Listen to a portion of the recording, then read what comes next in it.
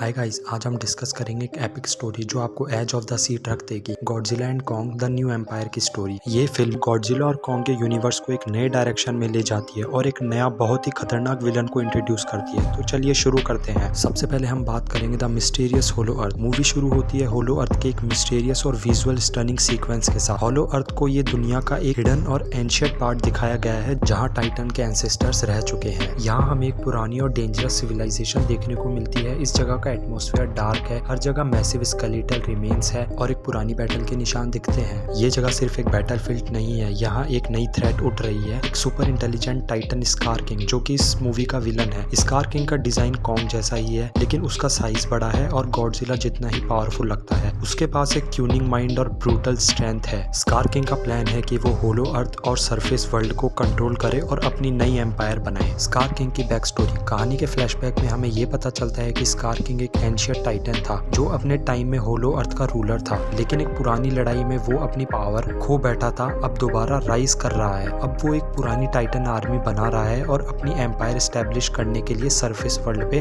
Attack करने का plan बना रहा है। कॉन्ग्स न्यू लाइफ इन होलो अर्थ। अब हम अपने हीरो कॉन्ग को देखते हैं जो होलो अर्थ में सेटल हो गया है। लास्ट में मूवी के बाद उसने यह जगह अपना घर बना लिया है और वो अपने एंसेस्टर्स के सीक्रेट्स को एक्सप्लोर कर रहा है। होलो अर्थ के अंदर कॉन्ग को अपने पूर्वजनों के बनाए हुए टूल्स और वेपन्स मिलते हैं। उनमें से एक बड़ा वेपन एक एक्स जैसा होता है जो पुरानी एनर्जी से चार्ज्ड होता है। यह वही एक्स है जो उसने गॉडजिला के साथ पहले फाइट में यूज किया था। कॉन्ग्स इनर कॉन्फ्लिक्ट। कॉन्ग अब सिर्फ एक फाइटर नहीं लेकिन होलो अर्थ का प्रोटेक्टर भी बन गया है, लेकिन उसका एक इंटरनल स्ट्रगल भी है। उसे लगता है कि होलो अर्थ के जितने सीक्रेट्स हैं उनमें से कुछ इतने डेंजरस है कि अगर सरफेस वर्ल्ड के हाथ लग गए तो दुनिया में काफी डिस्ट्रक्शन हो सकती है। Godzilla feels the disturbance. अब स्टोरी सरफेस वर्ल्ड पे शिफ्ट होती है जहाँ गॉडजिला को अजीब सी डिस्टर्बेंस का एहसास होता है। गॉडजिला को पता चलता है कि होलो अर्थ में कुछ बड़ी चीज हो रही है जो सरफेस वर्ल्ड के लिए नहीं बल्कि उसके खुद के लिए थ्रेट बन सकती है। मूवी के इस हिस्से में गॉडजिला को ओशियन के अंदर डीप डाइव करते हुए दिखाते हैं जहां उसे होलो अर्थ से एक मिस्टीरियस एनर्जी सिग्नल मिलता है। अब बात करते हैं गॉडजिला के एक्शन के बारे में। एक एपिक सीन में गॉडजिला काफी इंटेंस होता है और एक वोल्केनो के अंदर से निकलता है। अपनी एटॉमिक ब्रीथ के साथ एक बड़ा एक्सप्लोजन क्रिएट करता है। इस मूवमेंट से हमें पता चलता है कि गॉडजिला अपनी फुल पावर यूज करने के लिए रेडी है क्योंकि कुछ सीरियस होने वाला है। Scar Kings plan for domination. वापस होलो अर्थ में स्कार किंग अपनी आर्मी को रेडी कर रहा है। ये आर्मी टाइटन लाइक क्रिएचर्स की होती है जो सरफेस वर्ल्ड को डिस्ट्रॉय करने के लिए तैयार है। स्कार किंग को पता है कि गॉडजिला और कॉन्ग उसके रास्ते में सबसे बड़े ऑब्स्टिकल है, इसलिए उसका पहला टारगेट वही होता है। स्कार किंग की प्लानिंग में उसका एक ही गोल है, पूरी दुनिया को अपने कंट्रोल में लाना और एक नई एम्पायर क्रिएट करना। Scar Kings army foundation. ये सीन विजुअली स्टनिंग होता है। होलो अर्थ के अंधेरे में जाइंट टाइटन्स मार्चिंग करते हैं स्कार किंग के कॉमेट पे।